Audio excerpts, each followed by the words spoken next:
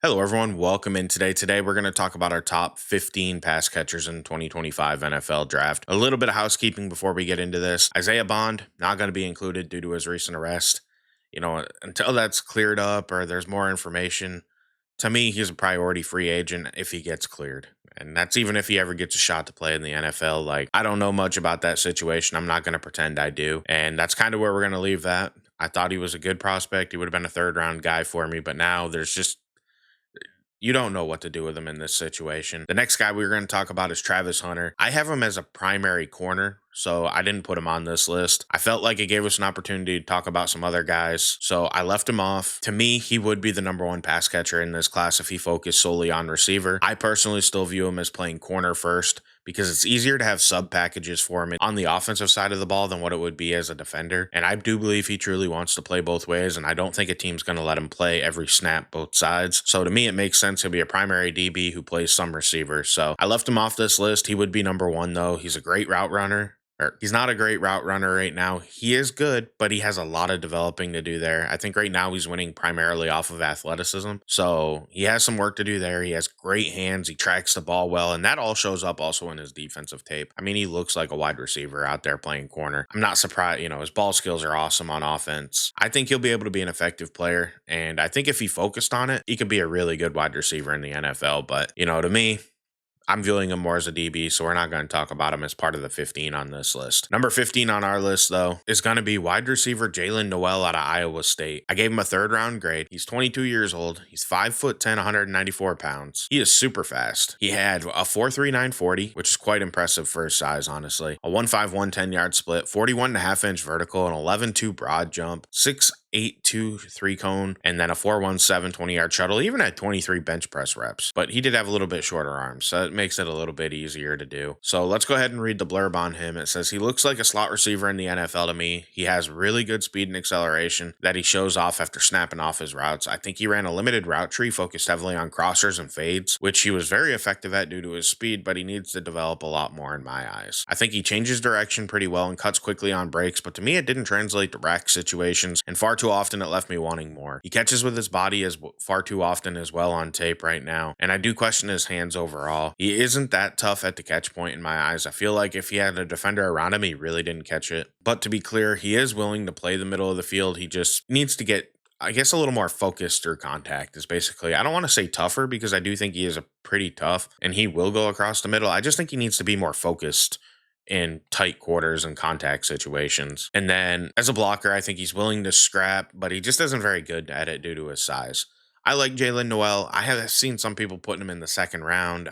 I can't get there. I don't see him being able to play outside like I've seen people talk about. He's just strictly a slot to me, and I think I kind of planted my flag already on Jahdae Barron as the oddity. Like, he's a slot guy at DB, and I'm putting him high on my top 50. I couldn't do it with Jalen Noel. So next on our list here at number 14 is going to be Jalen Royals, the receiver out of Utah State. I gave him a third round grade, and it's actually the same grade I gave Jalen Noel. He's a 22-year-old. He had a 4.42 40, a 1.49 10-yard split, and then he did 13 bench press reps. Let's go ahead and read what I got to say on him. It says, despite what his 40 time might indicate, I don't see him as much of a deep threat in the NFL. I think he is best at quick hitters that allow him to get the ball quickly and to use his short area quickness and good vision to create yak. As a route runner, he looks smooth and he seems to change direction with ease, but I think he still has more work to do to develop the finer details of the job. He seems to have good, strong hands and he tracks the ball well down the field, but I really like how he handles contested ball situations. Very tough there, and he does a good job pulling him in. He does a good job of fighting to make the catch, and he isn't afraid of contact near the catch point. One big question that I do have for him is,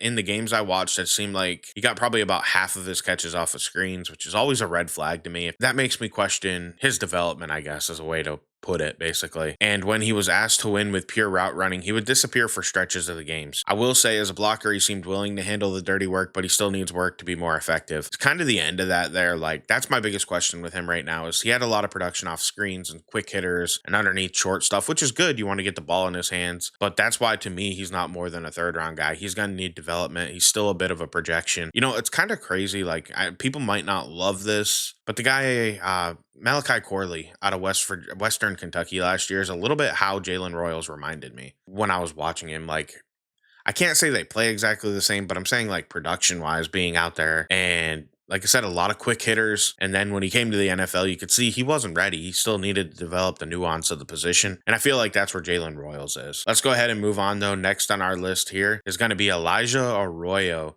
coming in at number 13, the tight end out of Miami. I've got a second to third round grade on him. I'm not as high on him as a lot of other people. I think he has a lot of developing to do. He's 22 years old, 6'5", 250. Didn't really work out at the combine. He does have long arms, though, at 33 inches, which is nice for a big, wide catch radius. So let's go ahead and read the blurb on him. It says he wasn't utilized right by Miami, in my opinion, which should lead to him being a better pro than college player. I feel like they used him blocking on pass plays far too often. And honestly, I didn't think it made sense to me because he didn't add much value as a blocker. He is below average as a blocker in my eyes. He has the potential to do more due to his size, but he needs a lot of refinement and he needs to add strength. I didn't see him creating much separation versus man, but he seemed to have a good feel for space of when to settle down in the open parts of the zones. He has good hands and he looked comfortable catching passes away from his frame. He has a medical history that needs to be vetted before you can feel comfortable picking him. I mean, that's just fact there. Overall, he looked to get more athletic as the season went along, which was something I liked. And it does give me hope that he is a better athlete than what I was seeing. Because I watched one game later in the year on him. And then I think Syracuse is the game I watched of his. And then I watched the other 3 games I watched on him were a bit earlier in the season. And he just didn't move like he did against Syracuse. So that's kind of where that's coming from. I haven't had time to go back. I was hoping to watch some more games as the season went along. But we're getting late in the process here. And I just didn't have time to get back to him. I like Elijah Arroyo to be more of a third round pick, but he's in that range where I can understand a team taking a flyer in the second round. It's just, like I said, I'm a little lower on him. I just can't get there with him. To me, he has a lot of development to do, and there's a lot of projection because he just, like I said, wasn't used right by Miami. I didn't like the fact that they kept him blocking and they didn't put him out in routes, on passing plays. I felt like near as often as they should. If he's this dynamic pass catcher, and everybody's talking about him as this potential high-end guy that you get in the mid-round or second round, and I don't see it.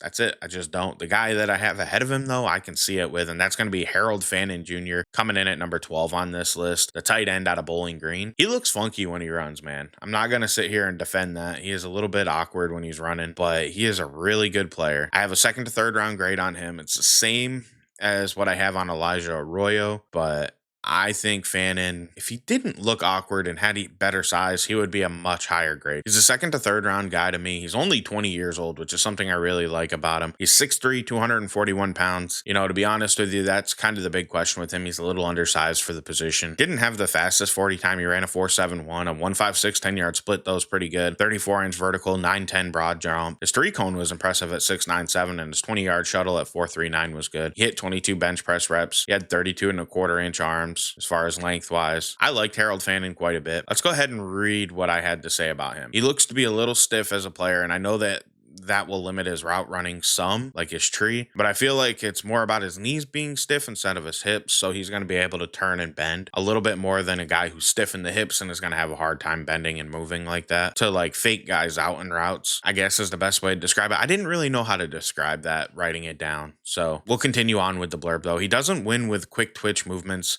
It's more about his feel for space and knowing when to do a slight nudge it to create that separation at the end. You see it a lot with, bigger receivers, or like Gronkowski's always a guy I bring up who did this. He didn't win by running by anybody, but you'd see him at a break point. He'd give that little bit of a nudge to just create that separation. He is going to rely on a quarterback who has good timing and is going to be able to put the ball right on him there, because he isn't going to hold that separation for long. It's going to be about rhythm for him, in my opinion. But his hands are top tier. Even fighting through contact, man, I felt like he held on to almost everything and he was automatic. After the catch, he is pretty average. He showed to have good contact balance at times, and he did look willing to lower his shoulder and fight for extra yards, but I just didn't see him. I think, his kind of stiffness, he's just awkward looking, man. I'm not going to lie to you. You would never guess he played safety in high school. Like, he just looks awkward, but he impressed me. I didn't want to like him this much. When I had my initial big board for him, he was down in the hundreds. I think I had him at like 104 before I did his final grade. And then I actually did his final grade and I was like, holy crap, he is much better than I thought he was. And, I'll say he's going to finish much higher in that round 2 to 3 grade. That makes sense. But let's finish up the blurb here. Now, as a blocker, he just isn't very good at all. And honestly, I don't see much upside, but he is still newer to the position, like I mentioned. So there's a chance that hopefully he can learn to be a better blocker. I didn't see it. He wasn't a good blocker on tape. Not to say he didn't try, he just wasn't good at it. And I don't think that's going to be his strength in the NFL. Overall, though, Harold Fannin really impressed me a lot, man. And as a 20-year-old, I think there's more in him. And like I said, he looks awkward, but he wins in ways that he's going to be able to translate to the NFL. Like I said, he isn't all athleticism. And, it's not necessarily a ton of nuance, but he has that feel, like I said, to just nudge and get that separation to make the catch. And I think that's going to translate to the NFL. Doesn't have the elite size you're looking for, but I think he's going to be a really good player. Let's move on to number 11 on our list, and that's going to be wide receiver Trey Harris out of Ole Miss. He's around 2 to 3 grade for me. He's 23 years old. He's 6'2", 205, really good size for a receiver. He ran a 4.54, which is fine for a big guy like him. He had a 1.56 10-yard split, which is good, 38.5-inch vertical and a 10.5 broad jump. He's dealt with injuries the last 2 seasons. That's just one thing you have to bring up with him. And it's hard, man. Like, I can see the vision of him being more, but at the same time, Ole Miss's offense, again, I don't love that offense for actually developing NFL talent. I don't think it really helps them get ready in the way the route tree is, or like for a quarterback, the way the reads are. There's just a lot of quick hitting stuff. There's a lot of weird things that it's hard to evaluate with him. Like, I'm just going to start it off. Like, there are plays where he literally just stands there and looks at the quarterback. And it's like, what the heck are you doing here, dude? And I know he's just like some check down option on a screen for Jackson Dart, but like I said, I feel like there's a lot that Ole Miss leaves to be desired as far as getting a guy ready for the NFL. I think that's reflected in a little bit why he's not higher on this list, and then the fact that he's 23 years old already. But let's read his blurb. It says he's a tough physical receiver after the catch who creates with toughness instead of wiggle. I don't see a great route runner on tape, and his lack of wiggle makes me question his upside as a route runner. I think he is at his best catching shorter passes and creating with toughness after the catch. He does offer a vertical element to the offense. He won't outrun everyone, but he sets up DBs by selling his hitches and curls that he runs and then accelerating quickly and getting that separation over the top. I think he could play the X in the NFL, but due to his lack of top tier athleticism, I just don't think he'll be able to run. You will be able to run your offense through him, and he'll likely settle as a number 2 option at best. That's my opinion of Trey Harris. Like I said, I don't know. The offense at Ole Miss, man. Really good for college. It works, but I just don't love it for watching guys for the NFL. Let's go ahead and move on to number 10 on our list, and it's going to be Alec Ayomanor or Iomanor. I don't know how to pronounce it. I probably should have looked that up before I started doing this, but wide receiver, Stanford. He's got around 2 to 3 grade. He's 21 years old. He's 6'2", 206 pounds, similar size to Trey Harris, but he is faster at a 4.4 40, a 1.58 10-yard split, 38.5-inch vertical, 10.7 broad jump. I really liked Ayomanor, but there's some reason why, honestly, he's not higher on this list. So let's go ahead and read his blurb. It says, I think he has the upside to become an X receiver in the NFL. I like his size and speed along with his athleticism for the position. Now, his fluidity is average, and I would say I don't see much sudden movement or twitchiness in his game. I think he creates separation in his routes by using tempo and then accelerating quickly out of breaks after stutter stepping. I will say I didn't think he consistently got separation in his routes, especially versus faster corners. That would be able to kind of blanket him a little bit more. I do think that he has the build-up speed that allows him to win over the top on vertical routes, although I will say his 40 kind of makes me question that a little bit, but I didn't see him always play to that 40 speed, so there's something there that, kind of projection that I'm going, maybe he will. Maybe it was something with Stanford's offense and he knew his quarterbacks couldn't get the ball down there because his quarterbacks were we'll say pretty subpar when I was watching him on tape. I do think that he has the build up deep speed that allows him to win over the top on vertical routes, and he does a good job leaning on selling the breaks throughout separation. That's a little confusing when you say it like that, but like he'll be running and then he'll kind of lean to the inside and then he'll fade it off and he gets that separation is what I'm saying right there. And it says, I think overall he tracks the ball well, but simply put, he needs to work on his hands and get tougher at the catch point. I love how hard he blocks, and he always seems willing to mix it up, and he gets feisty with defenders at times, and I really like that, man. He'll make a corner mad blocking him. There's not a lot of them guys that are like the brotherly, like, hey, we're not doing nothing on this play. We're just gonna patty cake out here. No, he'll mix it up even when he's not, like, it's an inside run. He'll mix it up with the corner, and I like that as a blocker. But his hands got to improve. He had too many drops that they just bug me. It's the main reason why I had to drop him. I'll be honest with you, initially, I had him and Emeka Ibuka, who we'll talk about later, graded similarly. very similar. Geez, I can't say that word, but very closely. And I had to drop him because of his hands. Like the top thing as a receiver is you make the catch. So how can I justify putting you right around a first round grade, or in this class, making you right around a first round guy when I feel like your hands are inconsistent and that's your number one job? So looking back at it before I did this list, I had to lower him. Like I really liked AO Manor, and I really was one of them people that was like take him early too. And now the more I thought about it, the more tape I watched on him, and when I rewatched some of the games I watched earlier this year, I was just like, man, like he dropped the ball. And at the catch point, he wasn't tough. He wouldn't win. Him and DB would get there, and I felt like the DB won every time. He's younger at 21 years old, and there's hope that he can get better at that. Honestly, at the end of the day, for now, I had to drop him, and he was going to be kind of my one guy that I'll admit I was going to plant my flag on a lot higher than the average person. But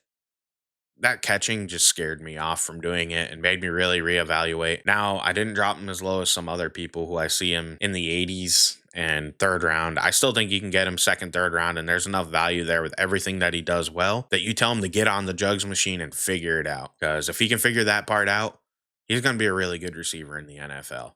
Let's go ahead and move on to number 9 on our list, and it's tight end Mason Taylor out of LSU. He has a round 2 grade for me. He's only 20 years old. However, I didn't get his birthday, so I don't know. Just couldn't find it. So I can't verify when he'll turn 21, but he's 6'5", 251 pounds. Of course, he's the son of Jason Taylor. Everybody knows that, but you're kind of obligated to mention it at this point. He has big 10-inch hands, which is something I liked about him. And we're going to go ahead and read the blurb on him. It says he isn't going to be a very dynamic player, but you are getting a solid, steady check down comfort option for your quarterback. I don't see high end athletic traits, and they're way more average than what you might like, but I think he can do enough to become a good starter in the NFL. I think as a route runner, he needs some more development. He doesn't get natural separation with athletic gifts, so he needs to learn the nuances within his route to create that separation. His hands are good overall, but I did see him miss some chances versus tight coverage, but I will say those did come in one game, so it might have just been an off day. I forget what game it was now, but one of the games I watched on him, he had like 2 or 3 drops right at the catch point. And, I think he only had 2 drops listed for PFF. So I guess they maybe didn't consider them drops per se. But like when you're meeting the DB at the catch point as a tight end who's 6'5", 251 pounds, I want you to win that. I don't want the ball to hit the turf and DB to reach in and knock it away. So maybe it's not a drop, but he needs to get tougher at the catch point, I guess, is the other thing you could say there. As a blocker, he is very willing, but he needs to add strength and he needs to work on his technique. He likes to get his hands wide and grab the shoulders, and that'll lead to a lot of penalties in the NFL. As a move blocker, he seems to just throw his shoulder into them and hope for the best. That's one of the biggest problems I see in this class with I also forgot to mention that with Harold Fannin. That's what he does most of the time. He just kind of chucks his shoulder in and hopes that he had enough shock value to do something. And I hate when blockers do that. And I think Mason Taylor is very guilty of that. Honestly, I think Elijah Arroyo can be guilty of that at times, but he impressed me. He was a little bit better in that. Mason Taylor is somebody that I have a round 2 grade on, but it's not top around 2 like a lot of people are talking about him. He's actually much closer to being a round 2 to 3 guy with my grade scale. As you see, he got a 7.65, which I cut off and say 7.6 and below to 7.4 is like a round 2 to 3, and then a 7.5 is technically like, oh, that's right on the border, like very bottom of round 2, top of round 3, but in that range, you're a round 2 to 3 guy. Mason Taylor is just above that, so I'm lower on him than consensus. I don't see him in the top 50 right now. He's outside of my top 50, and I don't think he's going to get in there. I just don't see the dynamic ability from him. I just see him as somebody that's super steady, and he'll probably be able to be good in the NFL, but I don't think he'll be a star. Like, I just don't see that type of upside in him. He is younger, so maybe there's a chance he'll be able to pull it out. But for now, that's how I got to view him. Let's go ahead and move on to number 8 on our list. And my biggest question with him, we'll get into it, is Jack Bech, the wide receiver at TCU. Everybody knows the story. His brother was, unfortunately had his life taken in the New Orleans incident. Or I don't want to say incident, the New Orleans terrorist attack. But, he's a round 2 guy to me. He has a similar grade to Mason Taylor. He's 23 years old, 6'1", 214 pounds. He didn't run the 40, which is my biggest question with him. He had good short area quickness with a 6'8", 4.3 cone and a 4.21 20-yard shuttle. The vertical 34 and a half is okay. The broad 10.5 is good, but he didn't run, and that's my biggest question with him. And to be honest with you, if I can find a pro day time, it may affect his final ranking in my top 50. But let's go ahead and read the blurb on him. It says, I think he's going to have to be a power slot who works. Oh, lost my spot. I think he is going to be a power slot who works the short to intermediate areas of the field. He runs pretty crisp routes, but he doesn't get open with wiggle. He has to use good timing on his breaks and sharp cuts to create the separation, along with some little nudges throughout his routes as well. The good news is he operates well in tight quarters because he'll get physical at the break point, and he has a strong hands and toughness to catch in traffic, or strong hands and enough toughness to catch in traffic. I think he does a great job adjusting his routes for zone coverage to find the soft spot by drifting in the needed direction. So like he'll break on a curl and then he'll see the defenders to the inside and he'll drift a little bit to the sideline, or the opposite. The corner's more towards the outside. He'll drift back in towards the middle. Just gives his quarterback that open area, and he does a really good job of flashing himself open. Just little nuances like that are things you don't always see young players do, but it kind of makes him quarterback friendly, basically. I think versus man, he'll need to win with his route savviness and timing. Luckily, he is already pretty good at that. I don't see much of a deep threat, but he can set it up throughout the game, and he does a good job selling that it's a curl route, and then he'll re-accelerate past him and get some initial separation when he did win deep. That's kind of how he did it. It was never really early in games. He had to sell him with all of his quick hitting slants and run a sluggo, or he would run a curl and go, and that's how he would be able to, or set it up like it's a curl, kind of slow down a little bit, chug his feet like he's going to curl, the DB step up and he just wings by him, and that's how he wins deep. He just doesn't win consistently otherwise. This is kind of more of a finer detail for me, this last part, but I look at blocking in receivers, and I think it matters a lot, especially when you look at the success of teams like the Rams. But this is one big thing I noticed on him that kind of bugged me a little bit. It says as a blocker, he's really inconsistent. At times he has good reps, but you will and he'll be strong, he'll be in there and he'll be fighting. But then you'll also notice where he thinks he's like more on the backside of the play or far enough away, he won't even try to block his guy, and I've seen this guy come down and make the play. And that just genuinely bugs me. And for the type of player he is, he's going to be closer to the ball, in my opinion, playing power slot. So he needs to get to be a better blocker, basically. And he needs to put more effort into that. That is one thing that I will say I didn't like, and I seen it on tape. Like I said, blocking's a minor detail for a receiver, but when you're a guy that I'm viewing as more of like a power slot, so a slot guy, you need to be able to block.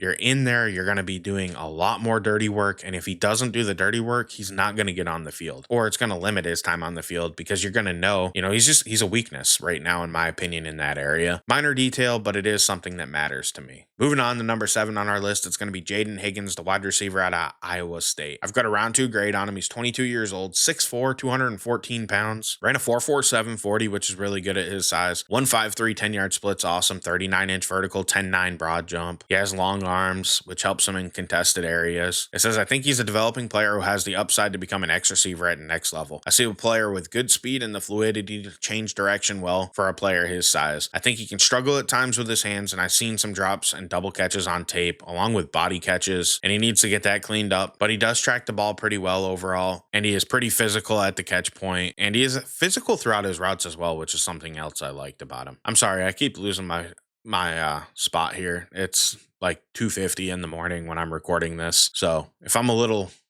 loopy today, that's why. I'm just tired. I couldn't sleep, so I figured I'd get up and record it. And I keep losing my spot here, and speaking is a little rough. I like his physicality at the catch point, which comes in handy because I don't see him run by people deep. He'll need to win the jump ball and back shoulder catch situations to succeed. And he's pretty tough, like I said, at catch point, so he'll be able to do that and be a good jump ball receiver for you if you need him to be. As a route runner, he's still pretty raw, and it's simply because he didn't run many routes in college. I do think he has the upside to grow as a route runner due to his athleticism and his fluidity. He does a good job using shoulder fakes, and I did see him vary his speeds throughout his route to help create separation. So that's like where you kind of burst off, you kind of slow down and like lean one way, and then he would just re-accelerate deep, or lean to the outside and then break it off on a post route. I really like that about him. I think he did a good job showing some of that. So if he gets more consistent at that, that's going to be his route path to being a really good receiver in the NFL. When taking on zone coverage, he did a better job as the season went along, noticing where to settle down in the open pocket. But early in the season, he would just run through open zones, and that drove me nuts. And I think as a run blocker, he's pretty average, but I think at his size, he has the upside. But he's an outside receiver, not the most important role here. Jaden Higgins is somebody that truly has the upside to be a good number 2 receiver in this league, and I can see why people are higher on him. I just think he's a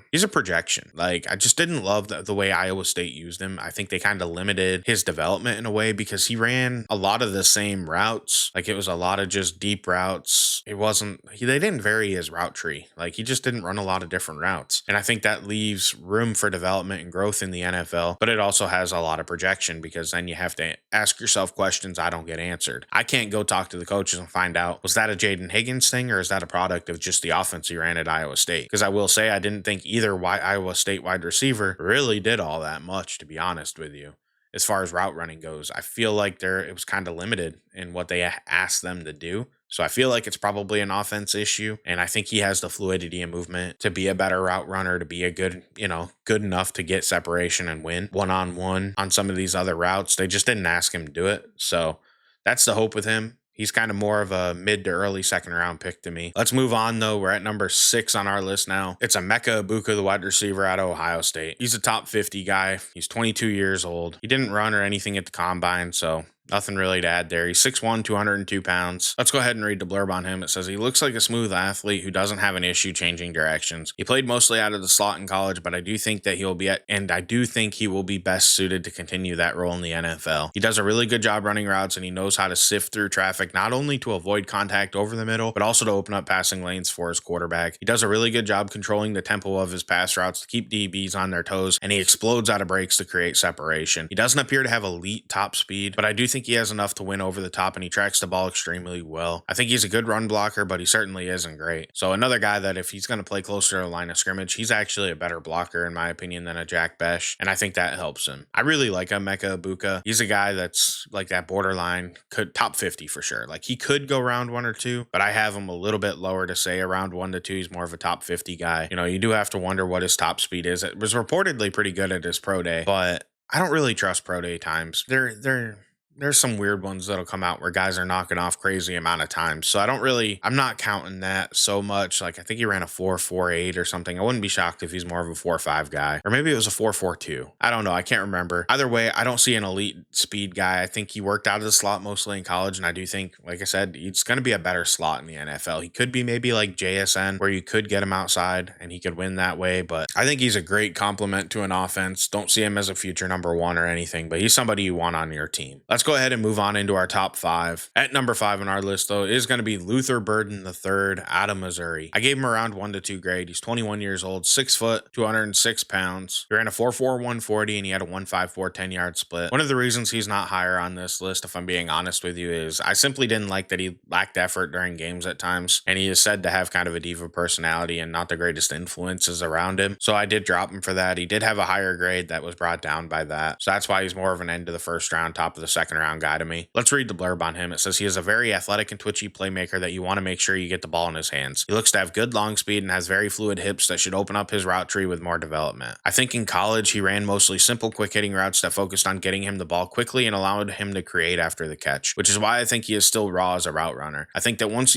he gets the ball in his hands, he has natural ability to make people miss and the vision to be a high upside rack player in the NFL. The biggest issue for me when I watch him is you can tell when he isn't the primary option on a play, because he will basically take the play off and just jog through his route, or honestly just half-ass whatever he's supposed to do, whether it's blocking on a play. And that's a red flag to me. And that's kind of why, like I said, he has that red flag alert and why he's lower, and I took points away from him because I don't like that. I think that those are the type of guys that can flame out in the NFL and get in the doghouse pretty quickly. And for whatever reason, he needs to get that figured out. Like I said, that's kind of it with Luther Burden. That's why I'm a little lower on him. Actually, I think I'm probably closer to consensus on him. I was initially going to be higher on him. I had him at like number 19 on my big board. But like I said, you kind of hear these reports. And then I had already notated that he was half-ass in plays. And I was like, that right there just confirms what I already seen. So he had to come down on my board ultimately in the end.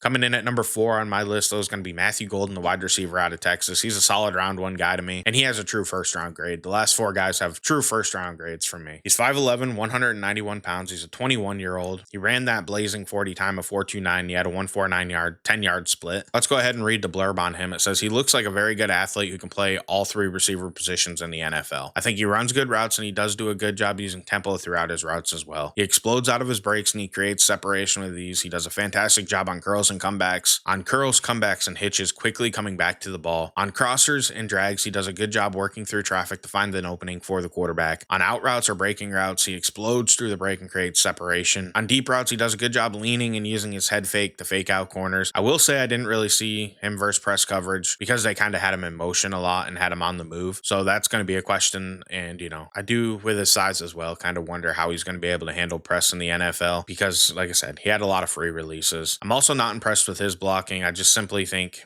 he's not good at it. He tries, but he's more of a get in the way type of guy. And if he's going to play in the slot in the NFL, like I said, you got to be a better blocker than that in most offenses. Let's talk about the 40 time. He won deep, but he won deep, like I said, kind of leaning and then exploding. I didn't necessarily notice a 4.29 40. But he's still fast. Let's go ahead and move on to number 3 on our list, and it's going to be Colston Loveland, the tight end out of Michigan. He's a round 1 guy to me. Like I said, everybody else, clear round 1 people to me. He's 21 years old. He's 6'6", 248 pounds. And if I'm being honest with you, he would actually be the number 1 player on this list if it wasn't for that AC joint injury and the injuries ending his college season last year. Yeah, he would have been number 1. I really like Colston Loveland. But ultimately, he fell, and his final grade fell because, like I said, he's injured. He might be ready by camp. So let's go ahead and read the report on him. It says he gets a bad rap as a run blocker, and I think it's overrated how bad some people really think he is. I feel like he's more of an average blocker who could get better with added strength because he has really good technique already for the position. He is a very good athlete for the position. He is very fluid as both a route runner and a ball carrier. With his athletic traits, he has the ability to win with speed down the field, and he'll be able to run every route on the field. I think as a route runner, he is good right now, but he could develop some of the finer nuances to make him an elite route runner because he really does have the athleticism to do that. I think at times he needs to be stronger at the catch point because he will have balls knocked away in traffic and he looks inconsistent. Despite terrible quarterback play last season hurting his hype, I still think he can be a top tier tight end with a little bit more refinement. Colston Loveland is somebody, like I said, he's kind of getting a bad rap and people talk about him lower. I don't understand the hate for his blocking. I actually think he's a pretty good blocker. He has good technique. He needs to add strength. Don't get me wrong there, but I think he can do it. I think he can play in line. I don't think you're going to need to flex him out like a Dalton Kincaid. Yeah, I really, like I said, if Colston Loveland wasn't dealing with an injury that's going to hurt the start of his career, I'm telling you, he would be number 1 on this list. He would be better than Tyler Warren, and he'd be better than T-Mac, who's going to be the next guy we talk about here at number 2. I view him as a top 10 guy still, and he's 6'4", 219 pounds. He's 22 years old. I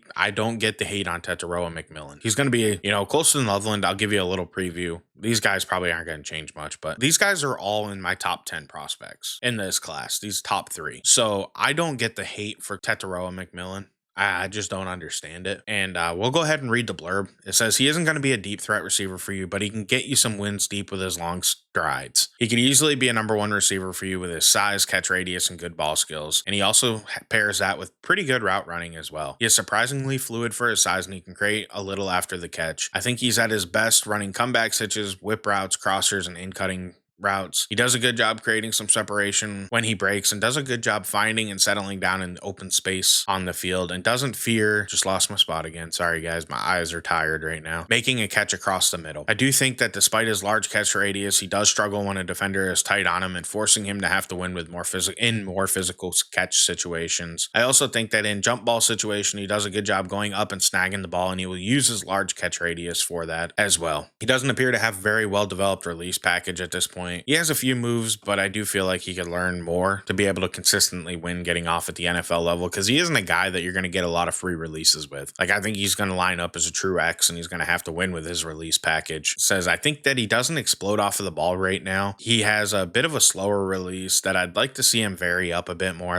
He just kind of jogs out at first and then I don't know. It's weird. He's not quick when he gets off the ball. And I don't know if I don't think it's an athleticism thing. I think it's just his way of trying to lull you to sleep and then get by you when he gets going. As a blocker, I don't see a ton there right now, and at times it almost seems like he just doesn't even want to do it. Tet is somebody that, like I said, he's getting a lot of bad rep right now. To me, he'd probably be wide receiver 4 in last class, just behind Rome Odunze, but it's a lot closer than people realize. I really did like Tet McMillan. I just don't, like I said, I don't get the hate for him. I don't get how people have him. I've seen him late round 1 and I'm how do you get that low on this guy? I feel honestly, it's prospect fatigue with him and it's what's affecting him the most. And the fact he didn't run a 40, but for a guy his size, it doesn't make sense to go out there and run the 40. You're not going to be a underwear Olympics darling. So what's the point? People are going to be like, oh, he's slow and drop you. He had nothing to gain by running a 40 because he isn't going to be that fast of a guy. However, he is more than fast enough to win and be a number, an X receiver for you in the NFL. Either way, though, let's get on to our number one guy on the list. It's Tyler Warren, the tight end out of Penn State. He's 6'5" and a half, 256 pounds. He's 22 years old. I got to lead this off with something I'm concerned about with him is he only really has 1 year of production. That is a bit of a question mark for me